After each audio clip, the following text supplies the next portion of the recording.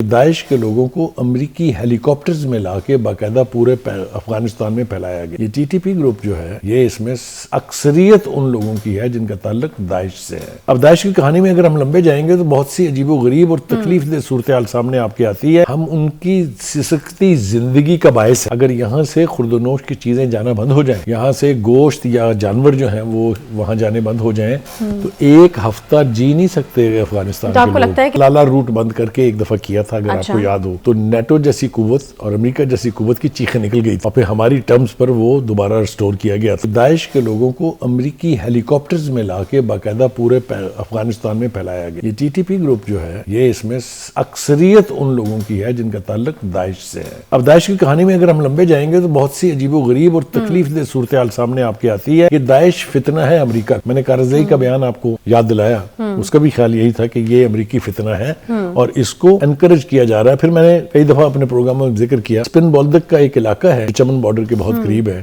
جہاں پر را امریکی سی آئی اے اور جو این ڈی ایس ہے افغانستان کی یہ بیٹھ کے اور اس سے پہلے جو دوسری رجیم کی انٹیلیجنس ایجنسی تھی. بالکل وہی پوچھنا چاہتی کہ پھر اور بڑے فیکٹرز جو ہیں وہ بیچ میں کنیکٹ کر جاتے ہیں. یہ ساری سازشیں وہاں تیار ہوتی ہیں, وہیں لوگوں کو ٹرین کیا جاتا ہے, وہیں لوگوں کو اسلحہ دیا جاتا ہے, وہیں لوگوں کو ڈالر دیے جاتے ہیں. اور اس سے تھوڑا سا پہلے اگر آپ چلیں تو آپ کو یاد ہوگا پاکستان افغان بارڈر کے ساتھ ساتھ 18 ہندوستان نے اپنے کونسل خانے کھول لیے تھے جبکہ وہاں ان کی آبادی نہیں تھی. مجھے نہیں سمجھ آتا کونسل خانے کن کو فیسیلیٹیٹ, وہ کونسل خانے کم ٹریننگ سینٹر اور پناہ گاہیں زیادہ تھی ان تمام عناصر کی جو پاکستان کے خلاف کارروائیوں میں مصروف. دیکھیے ایک تو جس جگہ بھی مسلمان پاپولیشنز ہیں, جہاں مسلمان کنٹریز ہیں, ان سب کو بلیڈ کرانا جو ہے وہ امریکہ کیوں اپنے لیے فرض سمجھتا ہے وہ بھی بات سمجھ میں آ جاتی ہے کہ اسرائیل کی ریوائیول اور سروائیول کے لیے اسے ہر اس مسلمان ملک کے خلاف جانا ہے جو اینٹی اسرائیل ہے, جس کی پالیسیز اینٹی اسرائیل ہے.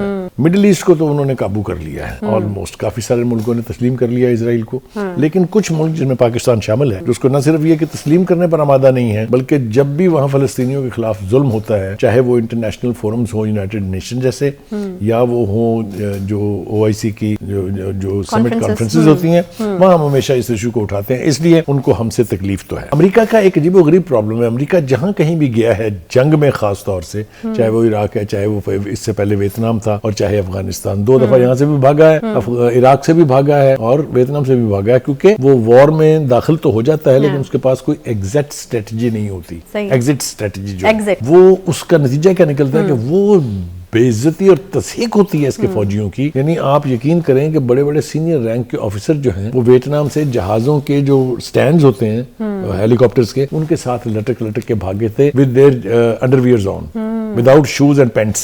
یہ عراق میں بھی ان کو مار پڑی. بہت سارے علاقے ایسے تھے جو پرو صدام تھے, چاہے موصل تھا, چاہے تکریت تھا, اور پھر مقتدی صدر کا جو علاقہ تھا وہاں بھی ان کو بہت امریکن کو نقصان اٹھانا پڑا. بالآخر وہ بھاگے, میری پرسپشن میں وہ وہاں سے بھی بھاگے. افغانستان میں وہ 2 دفعہ بھاگے ہیں. ایک دفعہ ہمیں انہوں نے جنگ میں گھسیڑ کے, جس کو ہم افغان جہاد کہتے ہیں, ہم نے بے پناہ قربانیاں دی. ہم نے ایک بہت بڑی سپر پاور جس کو سوویت یونین کہتے تھے اس کے ٹکڑے ٹکڑے کرنے کا باعث ہم بنے. فائدہ اس کا اٹھایا صرف امریکہ نے, اس لیے کہ جنگ کے بعد پھر اس نے پلٹ کے نہیں دیکھا کہ ہمارے ساتھ کیا ہو رہی ہے.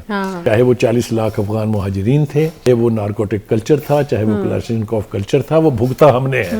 امریکہ بہادر جو ہے وہ 90 کی دہائی میں ان سے جنیوا ایکارڈ کر کے فارغ ہو گیا تھا. اور پھر اب دوبارہ 2001 میں جب وہ پھر آئے ہیں تو تب سے ہم اب آمادہ نہیں ہیں امریکہ کی پراکسی وار لڑنے کے لیے. یہ میں سمجھتا ہوں سب سے بڑی ہے نا کہ اب ہم نے کرنا کیا ہے. ہم مذاکرات جو ہیں آپ کہہ رہے ہیں کہ ہم ختم کر چکے ہیں, اب پھر کیا اس کا حل وہی اس طرح کا کوئی آپریشن راہ راست یا ضرب عضب جیسا آپریشن ہے؟ کیونکہ ہم یہ دیکھ رہے ہیں سلسلہ تو اب شروع ہو گیا. عائشہ ہمارے پاس 2 ایک یہ کہ ہم انگیج کریں کابل کی گورنمنٹ کو اور ان کے ساتھ مذاکرات کا فروٹفل مذاکرات, یعنی جس کا نتیجہ نکلے کوئی. بخاری صاحب ان کو انگیج کرنے کا کیا طریقہ ہے اگر وہاں سے صرف ایک ہی جواب آتا ہے کہ آپ اپنے اندر جھانکیں, اپنے اندر دیکھیں, ان کو کس طرح سے قائل کیا جائے؟ یہ ساری ریٹرک, یہ وہ بیانات ہیں جو روٹین میں لکھے رکھے ہوتے ہیں, صرف جاری کرنے ہوتے ہیں, لیکن there is something beyond that. Pakistan کی ایمبیسی کے اوپر وہاں حملہ ہوا, ہم نے احتجاج کیا, کوئی نتیجہ نہیں نکلا. اچھا.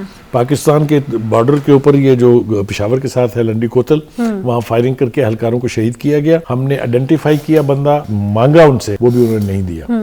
دوسری طرف ہم ان کی سسکتی زندگی کا باعث ہے. اگر یہاں سے خرد و نوش کی چیزیں جانا بند ہو جائیں، یہاں سے گوشت یا جانور جو ہیں وہ وہاں جانے بند ہو جائیں، تو ایک ہفتہ جی نہیں سکتے افغانستان. تو آپ کو لگتا ہے کہ اس طرح کا کوئی انتہائی قدم اٹھا سکتی ہے پاکستانی گورنمنٹ؟ اٹھانا چاہیے. ہم نے سلالہ روٹ بند کر کے ایک دفعہ کیا تھا، اگر آپ کو یاد ہو تو نیٹو جیسی قوت اور امریکہ جیسی قوت کی چیخیں نکل گئی اور پھر ہماری ٹرمز پر وہ دوبارہ ریسٹور کیا گیا تھا. میں کہنا یہ چاہ رہا ہوں کہ یہ افغانستان کے انٹرسٹ میں ہے کہ کابل کی حکومت پاکستان کے ساتھ میننگ فل ڈائلاگ کرے اور